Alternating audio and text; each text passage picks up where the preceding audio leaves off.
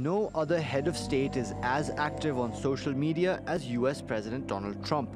He's tweeted nearly 43,000 times, has 62 million followers on Twitter, and another 25 million on Facebook. Yet he's lashed out at Facebook's virtual currency Libra and says cryptocurrencies are worthless. I'm not a fan of Bitcoin and other cryptocurrencies which are not money and whose value is highly volatile and based on thin air.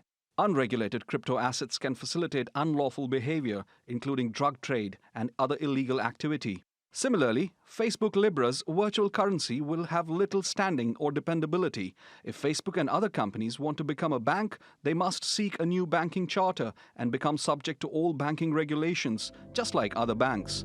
His tweets come after a word of warning from US Federal Reserve Chairman Jerome Powell. Libra raises many serious concerns regarding privacy, money laundering, consumer protection, and financial stability.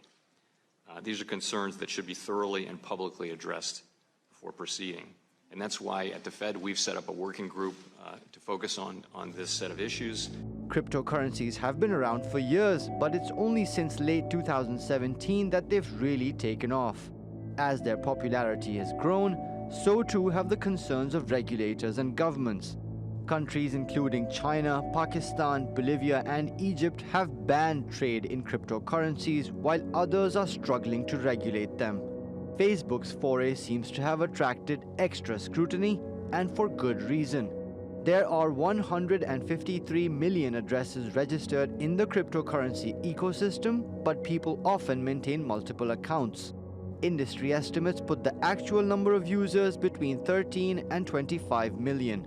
By comparison, Facebook has a user base of 2 billion people.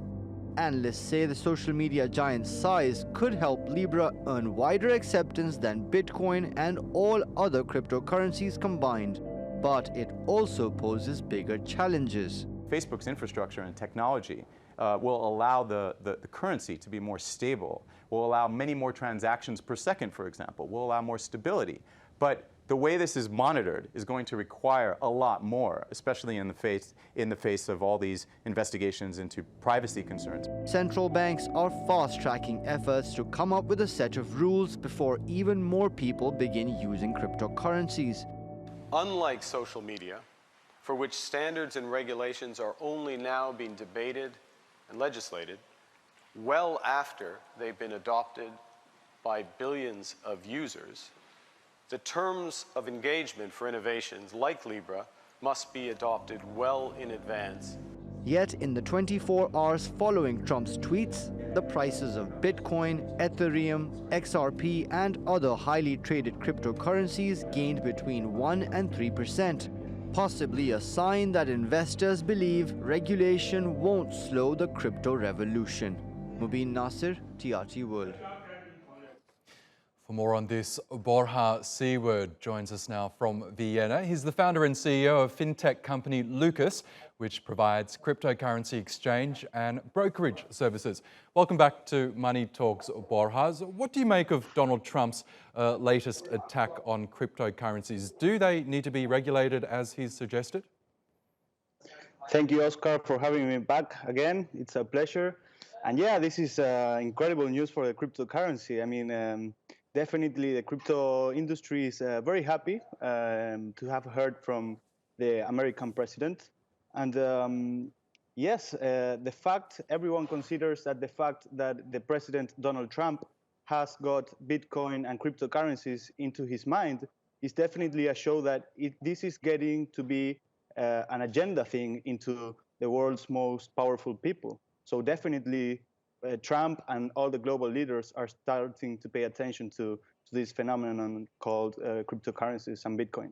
But is it the right type of attention? And people like Trump, or also the US Federal Reserve Chairman Jerome Powell, Bank of England Governor Mark Carney, they've all expressed some serious concerns around it. We know Powell says he has concerns about privacy, money laundering, consumer protection, financial stability. What can Facebook do to allay those fears?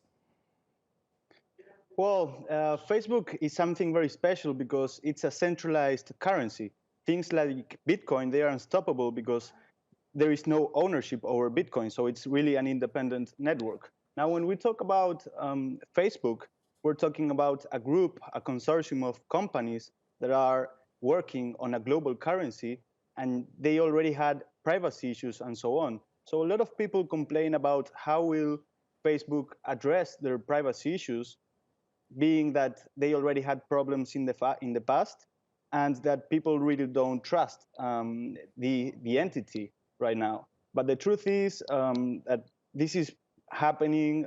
New regulations like the Bank of England allowing any fintech to accept deposits from the people, from the customers, allow new players, new companies to work over the Libra project. I mean, the fintech industry is super happy because the Facebook Libra will provide a huge framework for companies to work on. And we'll definitely need to see how Facebook works on the privacy things, because everyone has issues with Facebook. But at the same time, Facebook is deploying one of the biggest financial networks in the world. Yes, do you think, given this backlash against Facebook's plans for its digital currency, do you think the social media giant will actually go ahead with it? The social media giant will definitely go ahead with it. And the reason for it is the following. Facebook, in the Libra project, proposes itself as only a participant with 1% of the votes, and just like a humble player that will collaborate to the growth of this ecosystem. So that's Facebook's strategy. They are building something that they will not be able to stop. So that's definitely the strategy, and that's how they are approaching the thing. So it's not only Facebook. We already have 27 of the biggest companies in the world, and they want to be 100 by the time that Libra project is released. So that's the most difficult part for regulators. It's not about stopping Facebook. It's about stopping 100 of the biggest companies in the world. And they also did something very smart, which is bring people that are in the social and environmental impact sector, which will cause, it's going to be super interesting. Sure will. We'll keep an eye on those developments. Borja Seward, thank you for your time once again.